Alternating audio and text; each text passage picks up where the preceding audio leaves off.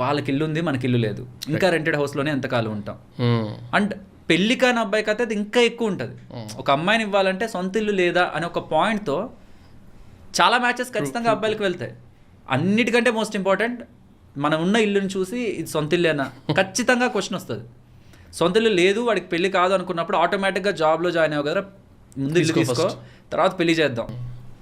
దాంట్లో first and foremost నేను చెప్పాలనుకునేది యంగ్స్టర్స్కి పర్టికులర్గా, కెరియర్లోనే మీరు స్టార్టింగ్ అప్పుడే ఇల్లు తీసుకోవాలా లేదా, ఇంట్లో వాళ్ళు చెప్తున్నారు లేదా ఎవరో చెప్తున్నారు అనుకున్నప్పుడు జస్ట్ మైండ్లో ఒకటి అడగండి, ఇది జాబ్ ఏదైతే మీరు చేస్తున్నారో అది ఫైనలా, ఇంకేం ప్లాన్స్ లేవా, ఏదైనా రిస్క్ చేయాలని అనుకుంటున్నారా?